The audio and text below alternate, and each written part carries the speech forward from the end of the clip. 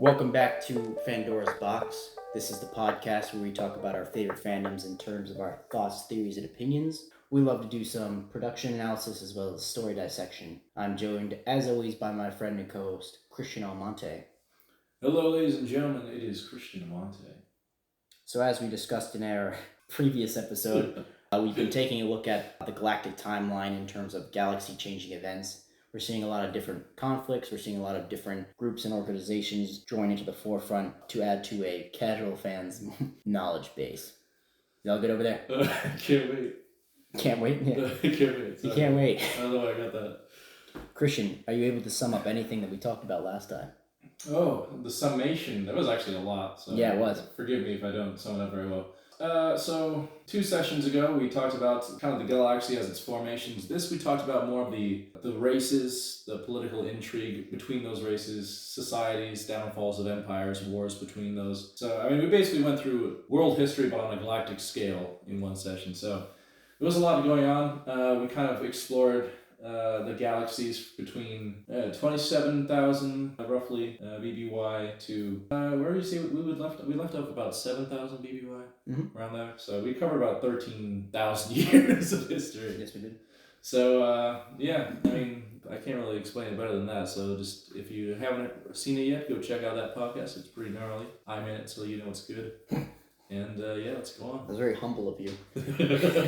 Yeah, exactly right. Yeah, if I only have 3 lines per podcast, I gotta make sure they count. Yeah. That's as much as we can pay him for.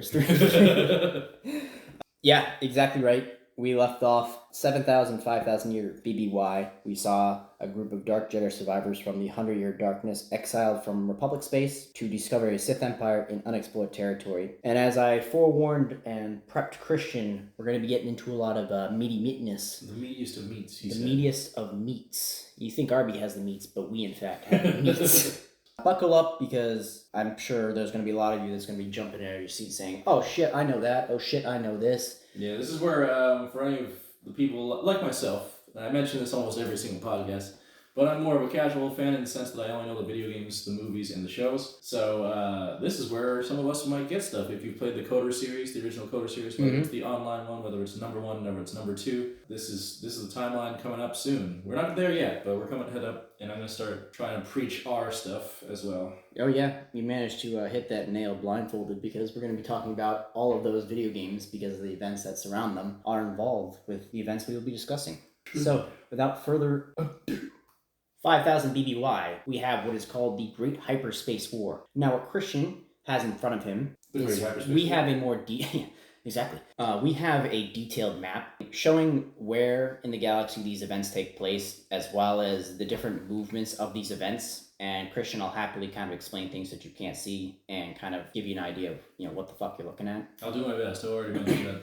Yeah, no worries. It's pretty hard on the vision, but I'm not going to go into a ton of detail about any of these events. I'll probably spend a little bit of time on them, but each one of these events is a podcast and a half episode on their own.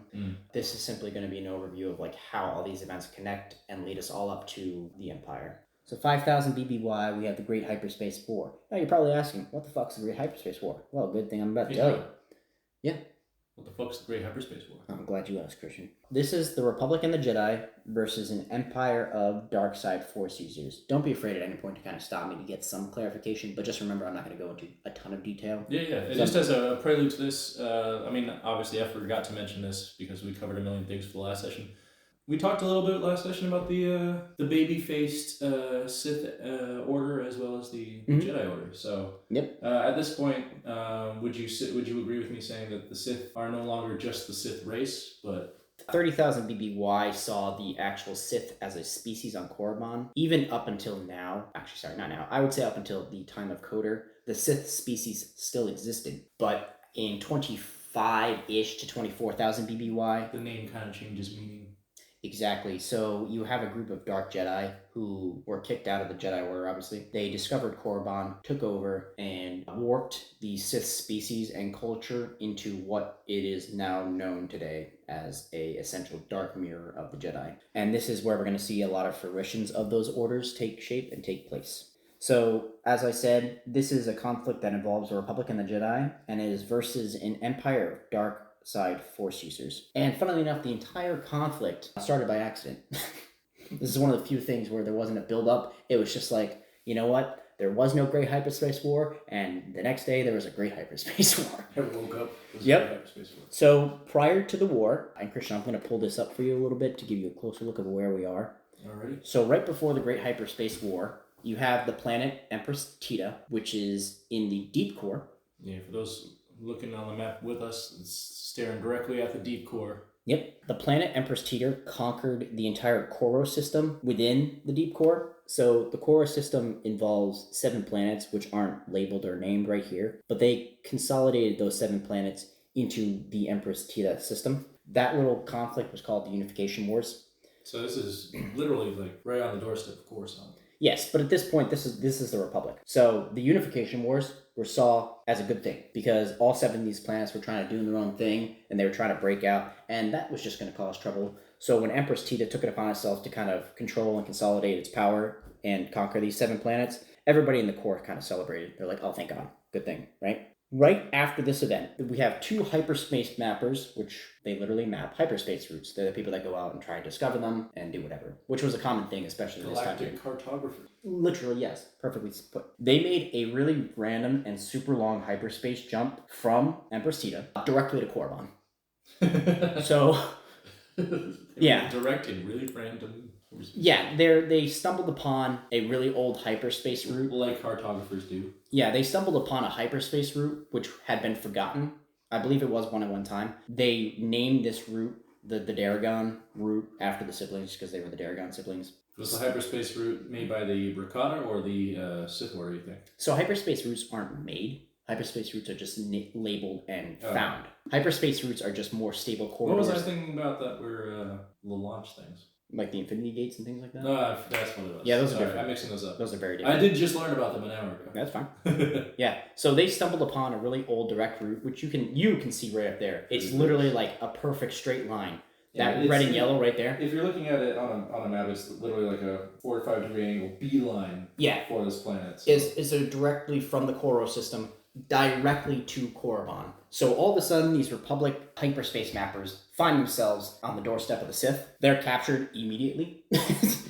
So I guess up until this point, the Sith weren't really doing much other than just honing their craft. I'm going to get into that. Okay. Yep. So these hyperspace mappers pop up in Korriban space, which at this time, 5000 BBY, was not explored. So Christian, you can see that red outline in the map, that wavy red outline that cuts through the Daragon Trail. Yeah, just above hot space. Yes, that is explored Republic space. Everything that's on the other side where Hut space is, everything on the outside is unexplored Republic space. That makes sense? Why is there a random circle above? They had explored that area. Okay. But obviously everything surrounding it, like where you see Ord Central and stuff like that, and Ord Bantel and Ithor, that area was not explored. So actually, that's ironic. Yavin wasn't explored. No.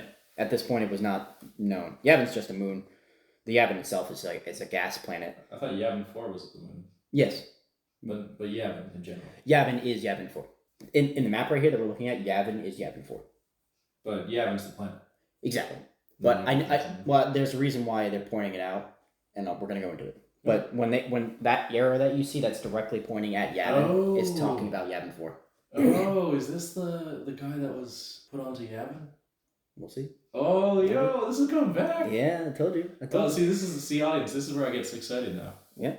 I start to recognize things. Yeah, I knew it. 2,000 years prior to 7,000 BBY, the Sith Empire had developed into a dark side using constantly warring state. So you had the Sith Empire, which you see up there, the yellow blob. It was a constant about 2,000 year span of where it was just constantly like one guy rising up to become the Dark Lord, and then it was just constant interstate warring to dethrone him and have a new person rise up.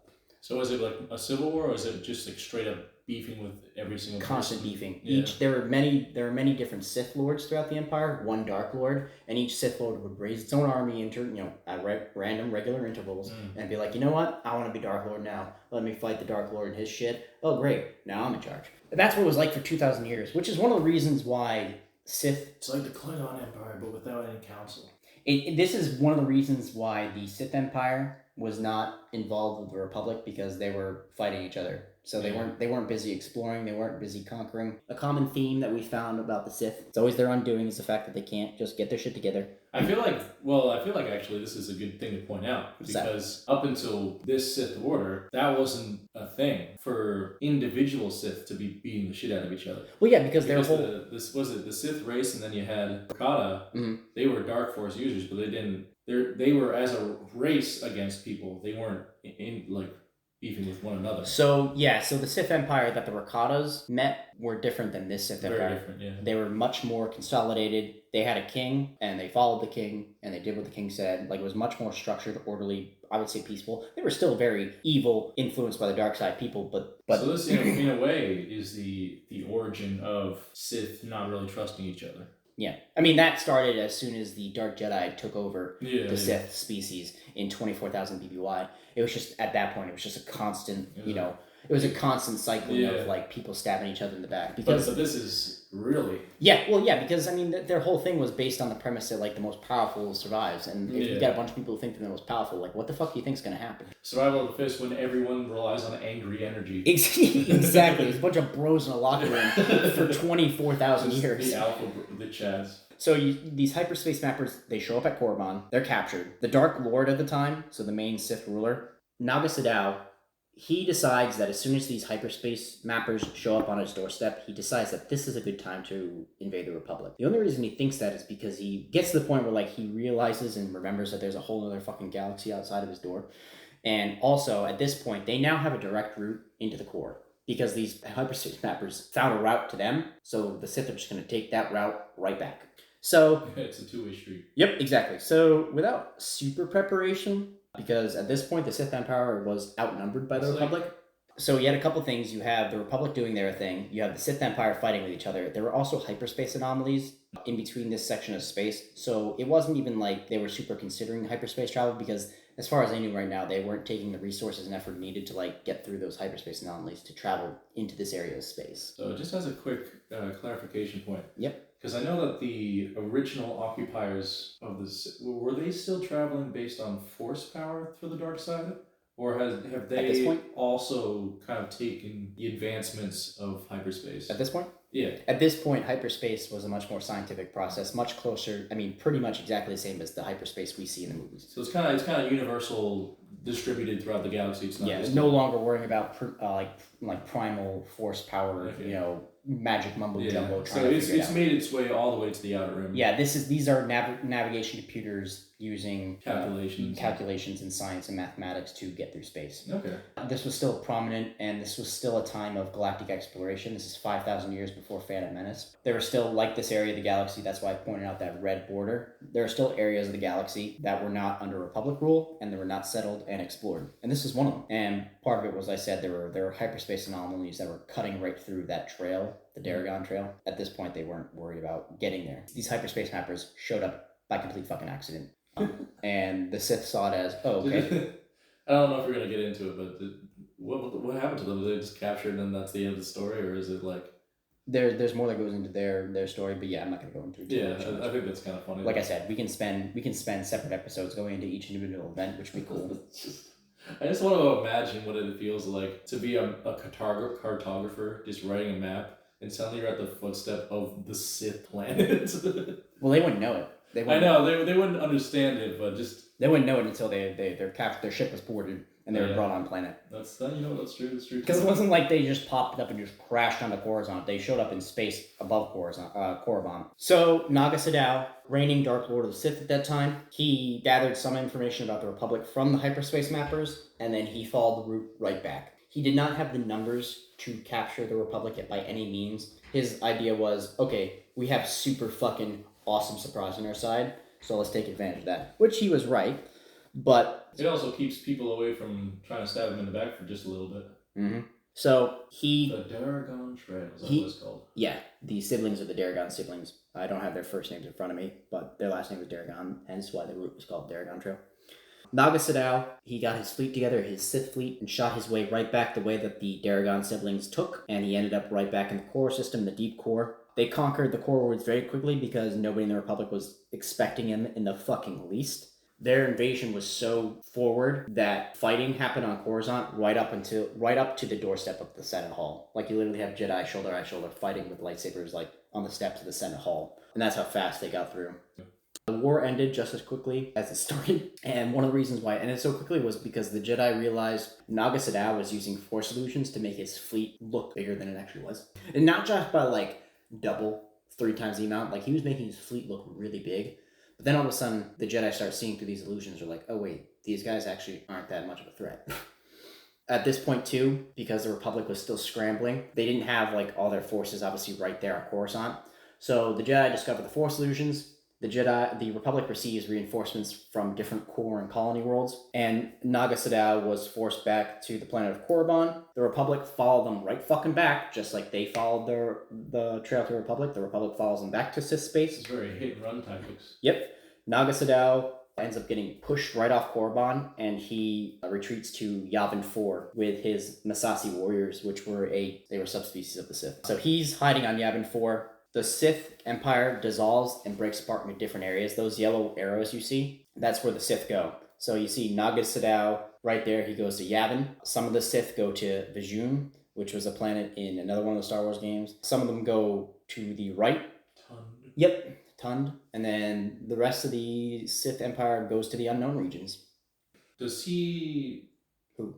Naga Sadow, does he die on Yavin 4 and he becomes a ghost? Yes. Okay. Yep, his spirit. That's the man. I don't know if I expressly told you, but all the events from now until the end are all connected.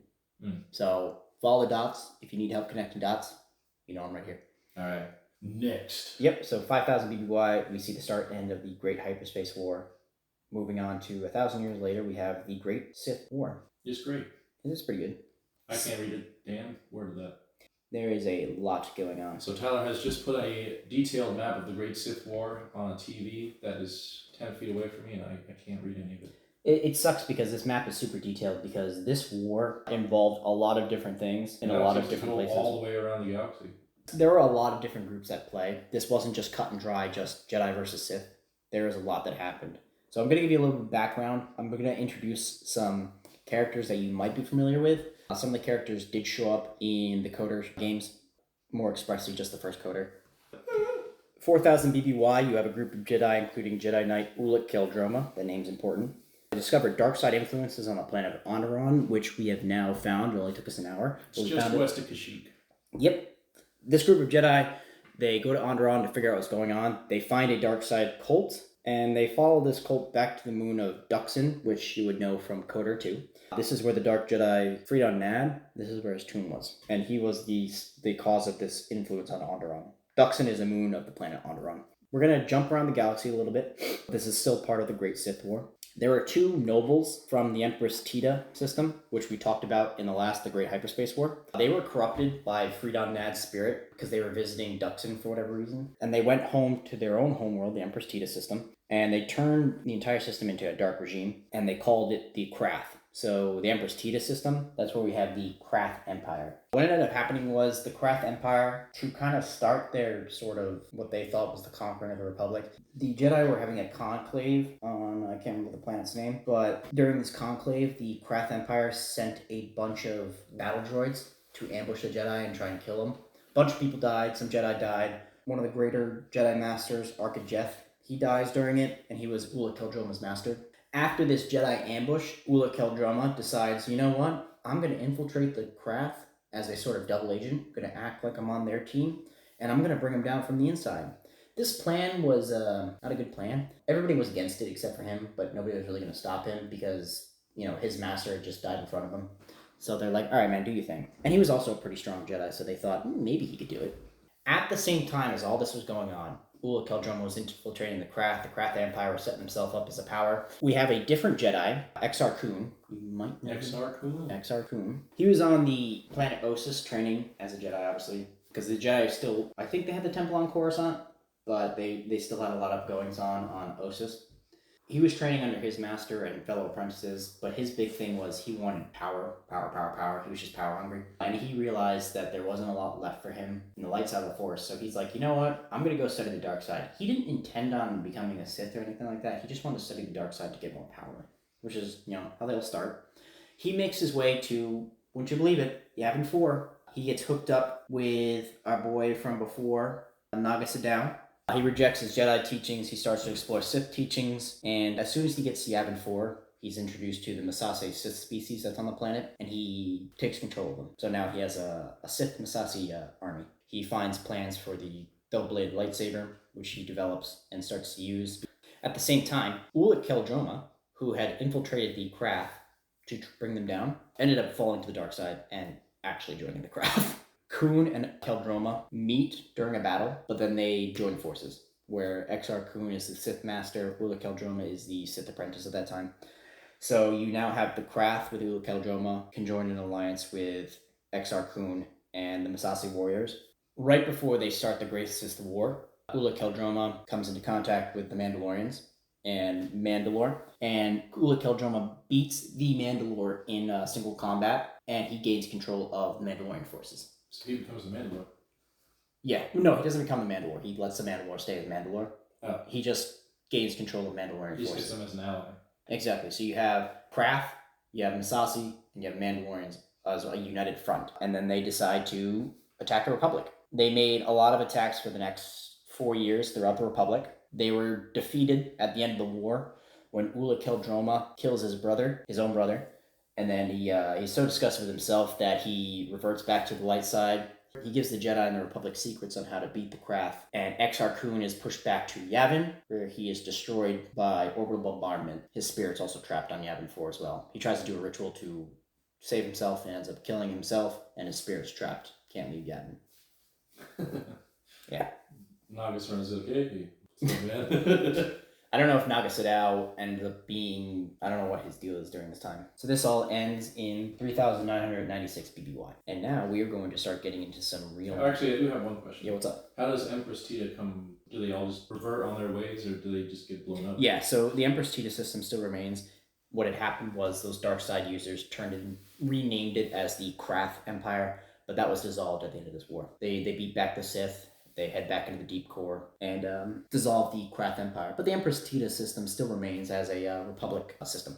20 years later, after the Great Sith War, we have the Mandalorian War. So I believe it was Mandalore the Indomitable. He was the Mandalore during the time who was beaten by Ulic Keldroma. Which I think you hear about in the Mandalorian series. I believe so. You hear about the Mandalorian Wars. Yep.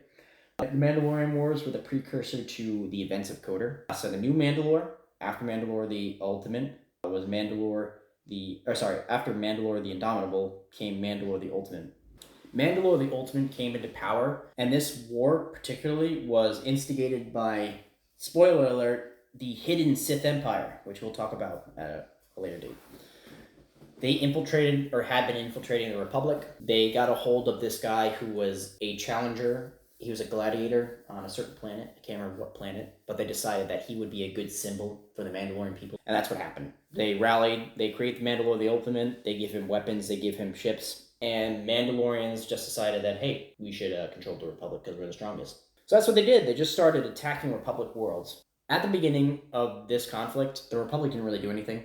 They basically let the Mandalorians kind of stomp through. It wasn't until 3,965 BBY, we have our boys, Revan and Malak. They take it upon themselves to stand up to the Mandalorians. Now we're where I know. Yep.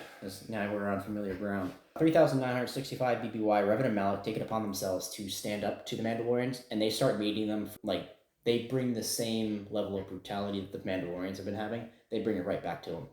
They get Jedi followers on their side. They rally the Republic Navy and armies, because at this point the Republic still has a standing Navy and army. And for the next 5 years until 3,960 is successful after successful Republic battles against the Mandalorians and simply just retaking the territory that was lost to the Mandalorians.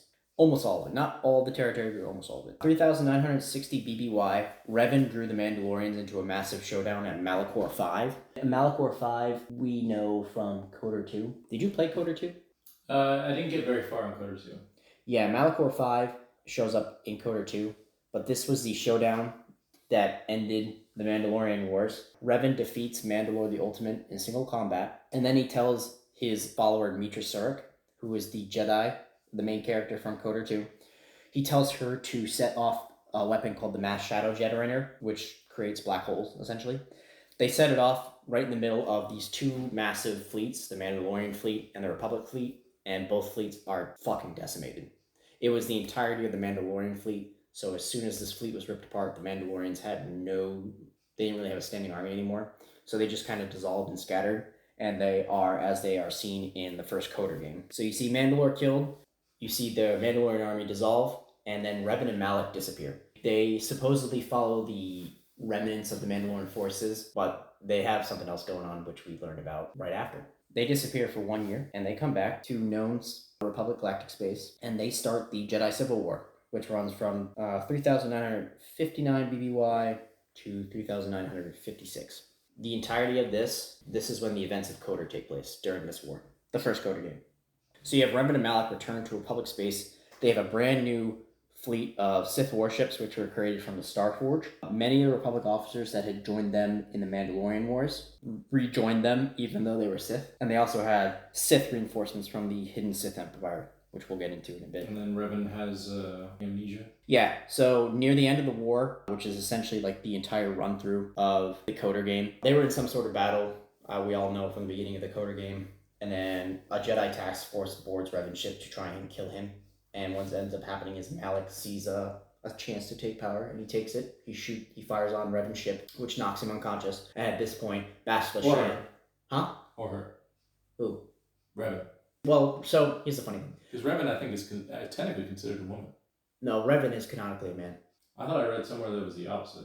Revan is canonically a man. I know in the games they allow you to choose it. Just like in the second game, you play as the Jedi Exile. In reality, that is also a canonical woman figure named Mitra Surik. That's who you're playing as. Oh, wait, is Revan considered a man and the second one is canonically a girl? Yes. Okay, I had it mixed up. I had the other way around. Yeah, Revan is canonically a character. You can play as a girl in Coder 1, but you are playing through Revan's story. And as I said, Coder 2, canonically woman Mitra Surik. Even though, again, you could play as a man, woman, whatever. So the events of Coder... Because it's a role-playing game. Yep. One of the best out there. Absolutely. Still to this day. Yep, still holds up. Yep, so you have the events of Coder, which we all know. Revan and Malak have control of the Starforge. They have a bigger army, and they're beating the Republic's ass. Revan controlled a new Sith Empire located in the northern far rim of the galaxy, which is actually that entire fucking yellow blob. That is Revan's Sith Empire. So for those that can't see, it's the entire northeastern quadrant of the map. The events of Coder lead directly to the events of Coder 2. After the events of Coder 2, the Sith go into hiding yet again, and the Republic begins reintegrating all of its lost territory. I'm going to be very brief about this other stuff, because a lot of this stuff, it's all convoluted. So you have the Jedi Civil War, which we just discussed, ends in 3,956 BBY. In 3,681 BBY, we have the start of the Great Galactic War. This is very officially the Republic and the Jedi versus the Sith Empire of the Unknown Regions. Do you remember the Sith that escaped from this war? Yes. And went to the Unknown Regions? Mm-hmm. The Great Galactic War is kind of the culmination... He's talking about the Great Hyperspace War, by the way. Yeah, good, thank you. Yeah, the Great Hyperspace War, 5,000 BBY. The section of the Sith Empire... The remnants. Yep, the remnant of the Sith Empire that escaped to the Unknown Regions back in 5,000 BBY. They come back to the forefront during the Great Galactic War of 3,681 BBY. This is just the culmination of their revenge that they wanted since their beat back in 5,000 BBY. Over 1,000 years ago. Most of this Great Galactic War takes place, if anybody's played the Old Republic MMORPG, these are the events of that war. It ends with the Republic's economy fucking destroyed. The Chancellor's killed, and about half the galaxy comes under Sith control. The Jedi left Coruscant and head back to Tython, back here in Deep Core. They try and get back to their roots as Jedi. They try and rebuild. They kind of distance themselves from the Republic. And this conflict ends with the Cold War. So the Great Galactic War is 3,681, ends in 3,653 BBY, a little less than 20 years. And it ends in the Cold War. And Christian, you are looking at the map of the resolution of the Great Galactic War. The galaxy is almost completely split in half. The galaxy is technically at peace. What's going on in this time period? The Cold War goes from 3,653 to 3,642. So a little over 10 years. And the most conflict that happens during this time is just skirmishes along that border between Sith territory and Republic territory. And what happens is this leads into the introduction of what's called the Eternal Empire. I don't know if you remember like the last trailers that they had for the Old Republic game, where you had the two twins that show up with their yellow lightsabers and shit like that. Was it one was a girl and one was a guy? The two that they show were both guys, both male twins. Oh, you probably showed it to me once. Yeah, and then eventually they do have a sister, actually, who shows up later on. I don't want to get too much into the Eternal Empire just because it was such a weird... it still is such a weird thing. I don't know. They came out of left field with that. But yeah, the Eternal Empire shows up as a third party, separate from the Republic and separate from the Sith Empire, who basically has technological superiority over both of them, and they fight both sects. They fight the Sith, and they fight the Republic, and they end up just basically taking over, installing little star fortresses throughout the galaxy, and they basically just tax both the Republic and both the Sith. What this ends up doing is it ends up just destroying the economies of both both territories.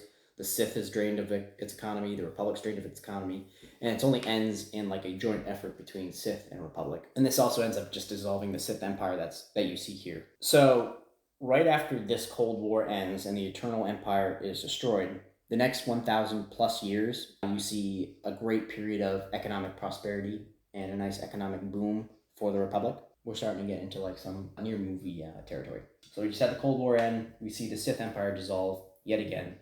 The Republic spends the next 1,000 plus years regaining territory and prospering. We're going to talk about events that happened before the map you see in front of you.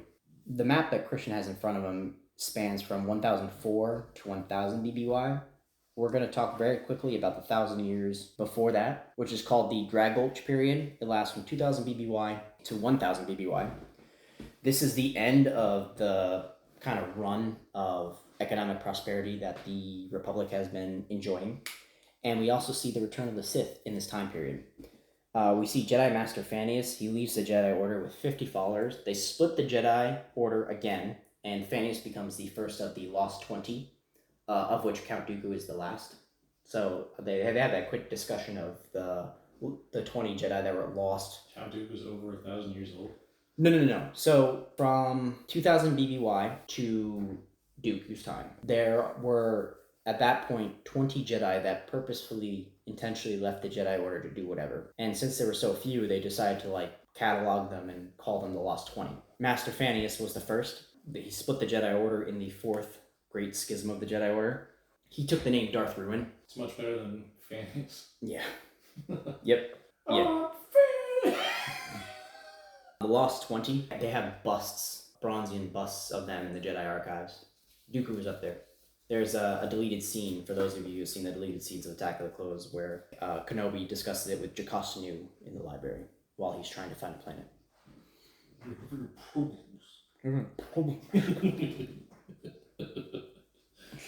This 1,000 year period, 2000 to 1000 BBY, are just a fucking mess.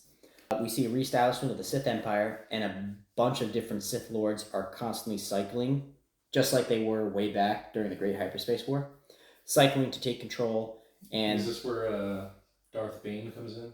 Yep, we'll get there in a second. They are in constant conflict with the Republic. So much so that by 1100 BBY, the Republic's pretty much collapsed. It has no economic power. They don't have enough able-bodied adults to actually maintain their military and navy. They couldn't afford to maintain holonet communications.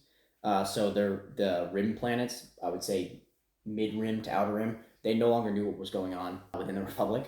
Oh, and on top of everything, there was a plague that killed 2/3 of the inhabitants of the Republic worlds. That all happened between 2000 and 1000 BBY. Lord Khan builds the Brotherhood of Darkness in 1010 BBY. He does this to unify the Sith and kind of complete the conquering of the Republic, because at this point it was just sporadic, different Dark Lords of the Sith doing the same thing they've always done, but at the same time also trying to conquer the Republic, so they weren't going to be successful. When Lord Khan builds the Brotherhood of Darkness, he basically just has an unopposed conquering of the Republic, because the Republic's in such bad shape that they cannot muster an army. And the Republic itself is split too. I'm not going to go into too much detail, but at this time period, the Republic is like so broken apart. Oh, Bespin and Hoth get involved. In 1004 BBY is the start of the New Sith Wars, which is the map that you have in front of you, Christian. This is the 4 years of the Brotherhood of Darkness, which is a collected Sith Empire. I would say very similar to Darth Revan's Sith Empire.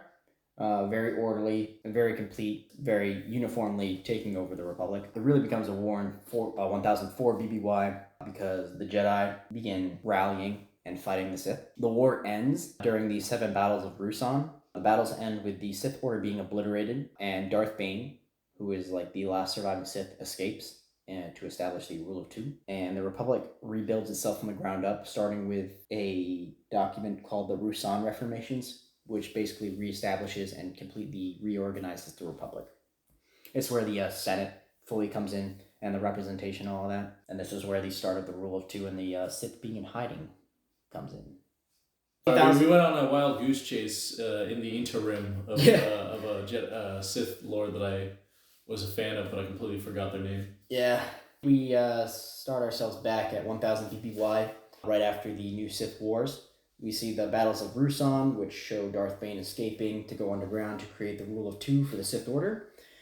And we see the Republic be rebuilt from the ground up with the documents of the Ruusan Reformations. The next 1,000 years, we see a period of economic prosperity for the Republic, but we also see the workings of the Sith the next 1,000 years to bring down that Republic. So I'm going to bring up a map of the Clone Wars, but we're not going to get into the Clone Wars because I'm going to discuss about 150 years prior to the Clone Wars. This is when we're going to really start to set the table for. Is this like the Clone Wars as we know it, or before the? As we know it. Oh, okay. Yeah, the blue is Republic. Wow, we skipped those 1,000 years. Not a lot happens in the 1,000 years. It's a time of economic peace. High Republic starts 200 years BBY. Jakku! We find ourselves 150 BBY. Clone Wars were the culmination of the Sith's 1,000-year plan for control. But the Clone Wars could... there's Sullust, like you mentioned before. It's its own thing. Yeah. So Aquilai and Sullust. Just because Aquilai are Sullust, they're not the same. No. Fair enough.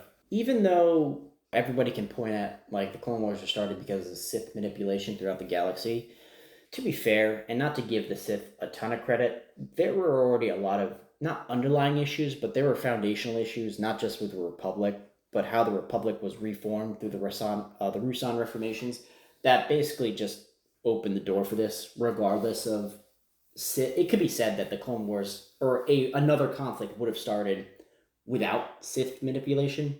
The conflicts that I'm talking about that could have led to the Clone War or any other war in its place were the fact that there were constant disagreements and divisions between the Republic's inner worlds. So you're talking core, colonies, inner rim, and pretty much the rest of the Republic, mid-rim, expansion regions, outer rim.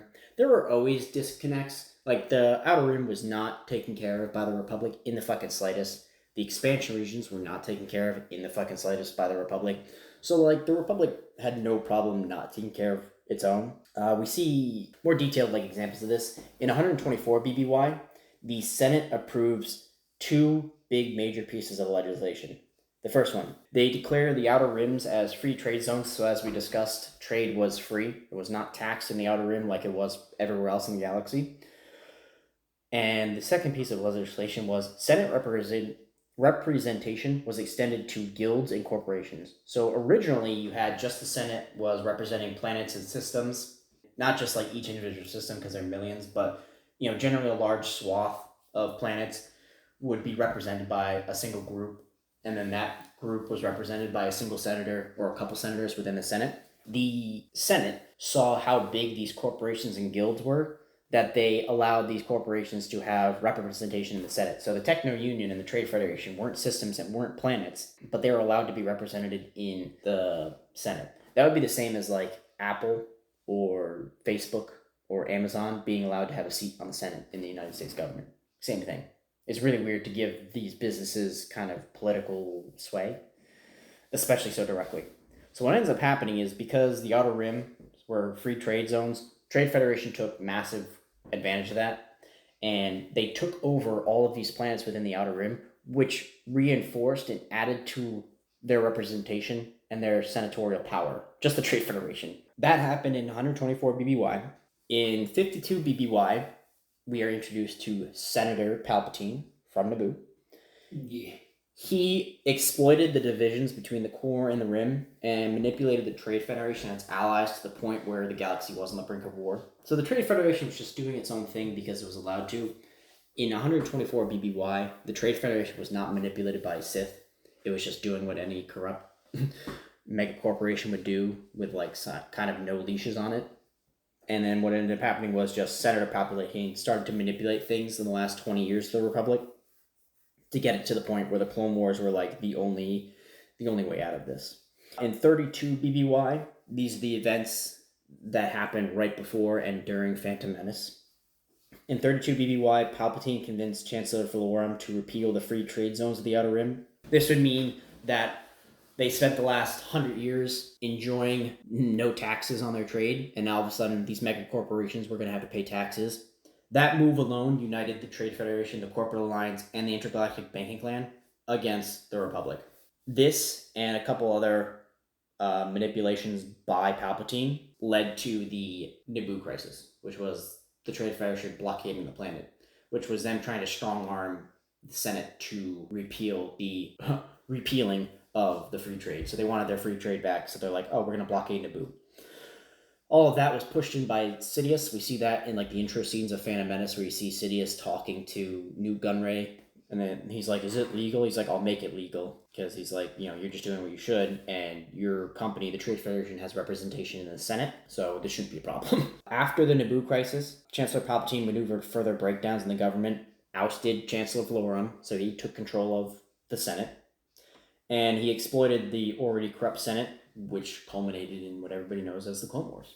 So, just a brief thing on the Clone Wars. The Clone Wars lasted from 22 to 19 BBY. The first year of the war saw the CIS, the Confederacy of Independent Systems, bring worlds to his cause and set up an offensive front. The CIS was mostly based in the Outer Rim. That's why the majority of the red is kind of Outer Rim. In the same year, the Republic was reorganizing itself to support a standing army, something it had not done since 1000 BBY, and the Jedi Order changed from peacekeepers to military generals. So 22 BBY to 21 BBY was basically just reorganization and kind of random skirmishes throughout the galaxy. Not a lot happened the first year of the war. I would say by 21 to 20 BBY, things were in full motion. So, yep.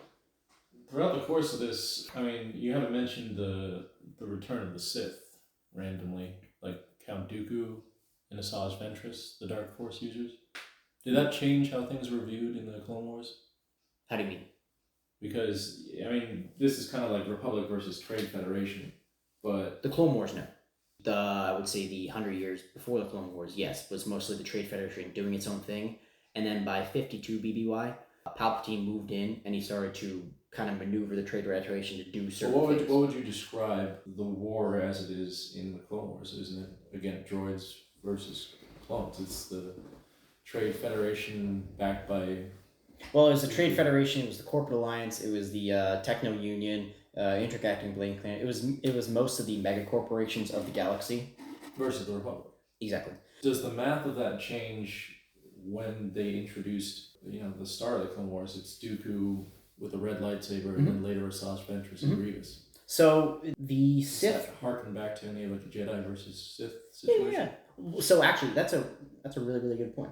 So the Sith reintroduced themselves on purpose in Phantom Menace. Up until that point, the Jedi knew that there was the dark side was kind of growing cloudy, which they mentioned multiple times throughout the movies, culminated in Qui-Gon's death, and now it's like, oh yeah, the Sith are back. When they were reintroduced to the Sith, they did that on purpose because obviously Count Dooku was, at the time of Phantom Menace, he was involved with Sidious, and there was a lot of other things going on too because Sidious Masters was still alive during the events of Phantom Menace. They wanted to trick the Jedi into believing that this was just yet again another uprising of the Sith, because you've seen, and we've all been listening to the history of the Republic, the galaxy, as a constant reemergence of the Sith being beaten back, they coming back up again, beaten back again. So the New Order, the Rule of Two, Darth Bane's Sith, and at this time it was Darth Sidious, they wanted the Jedi to believe that this was just another cycle of the Sith showing up. So they reintroduce the Sith in Phantom Menace. Darth Maul dies. They bring back the Sith with Count Dooku, and Count Dooku is at the head of an army. Well, that's pretty much what it's been for the last 7,000 years. Well, it's interesting though because that's true that you're giving a lot of credit to the historical parallels. But it's also kind of interesting because I remember, in the Phantom Menace, a lot of the Jedi didn't even believe that the Sith were returning. Mm-hmm. Like Yadi was like, the Sith have been extinct for In a millennium, yeah. So it's interesting because it's like, yes, it should make sense, but I think people were the Sith went underground so far that people didn't even think they even existed anymore. Mm-hmm. Well, they had been doing that too. They had been disappearing for thousands of years at a time and then reappearing for whatever reasons. Yeah, they for people that aren't looking at it like we are, which is like we can easily graze through thousands of years at a glance, but these guys have been living. Mm-hmm. And the last Sith to appear was before Yoda was even born, so it's like, I can understand why a few of them were just like, dude, Sith don't exist. What are you talking about? And at the same time, prior to 1000 BBY, the Sith appeared in the same way. At an army, there was a bunch of them. Like, the Sith Order was known. They had a location. They had their own Sith Empire throughout the galaxy. Like, it was all the same. So they tried to harken back to that because the Jedi were used to fighting Sith in one way. Through army versus army. A bunch of Jedi versus a bunch of Sith. Because the Sith have been underground for the last 1,000 years up until now, they weren't used to, like, this subterfuge. And then the Jedi were also enjoying 1,000 years of, like, peace. So this is a more insidious method. Literally, yes. Literally with Sidious as Insidious. Yep. So they played on Jedi and Republic naivety, being like, oh well, guess what? Here's a Sith again, in charge of an army. They just thought it was the same thing, and the Jedi thought the dark side, how the dark side was kind of growing stronger, and how they were no longer able to kind of see through the Force like they were before. They thought this was the culmination. They thought the Clone Wars. They thought the Clone Wars were the culmination of that, and they thought, okay, we just have to win the Clone Wars, and then we'll be good again. This is just what the galaxy does. Every 1,000 years or so, we have a war. To credit the Sith, they maneuvered this war very well, and they put certain things into play that made the Jedi and the Republic think a certain way. To discredit them, a war of some kind would have most likely happened regardless because of how the Republic was running and just how corrupt the Senate especially was at this time, which had a little bit to do with the Sith, but there was no direct hand in what the Sith was doing in terms of involvement in government up until 52 BBY. Or sorry, 120 or so BBY. Yeah, we all know how the Clone Wars end. The last year of the Clone Wars, 20 to 19 BBY, takes place in the Outer Rim in the, wouldn't you believe it, Outer Rim sieges. It was a year-long bloody Republic Jedi offensive in the Outer Rim to regain all the territory that was considered CIS. It was also to intentionally spread the Jedi out to make Order 66 much more effective. Yes, they were trying to retake Republic grounds, but a lot of Jedi were pushed out during this last year to outside of like core Republic worlds and especially Coruscant, so that by the time Order 66 was enacted, most of the Jedi were on their own. That's why there was such a big scene of like all those Jedi being killed. I'm trying to do this mathematically based on how old Luke is. So Luke is born 19 BBY. So, okay. So he's born... They're the same age as the actors. That's clever. Yep, so by the time of the events of New Hope, he's 19, 20 years old. Well, that's a George Lucas recruitment for you for there. He's like, I need this perfectly based on the paperwork. So if the character's 19, they have to be 19 years old. Because Carrie Fisher and Mark Hamill were 19. Yep. And this war was basically do a couple things. One, eradicate the Jedi, which it did. And it was also to set the Republic up to embrace the rise of the Empire and the consolidation of galactic control. So that's why by the time he's like, the first galactic empire, everyone's clapping because they're like, fuck yeah, it's been such a terrible last couple hundred years. So a lot of people embrace the Empire. Obviously not so much once the Empire actually kind of took control and started doing their thing, but at the beginning they were like, oh thank God, finally some control. So yeah, that has been the galactic history in terms of all the events. Any questions about anything, my guy? It is funny though that after tens of thousands of years the Hutt space has been the same thing for this whole time. It's like the only intact monarchy. Yeah. Hutts don't play, man. Like they do their thing and they're smart. Like, dude, we rule and we will stay to rule. Yeah. Huh. Which is probably why it's so infamous during the movies to not fuck with them, because they literally have not died in thousands of years. There's a reason why they've been in control for so long. Yeah. Fair enough.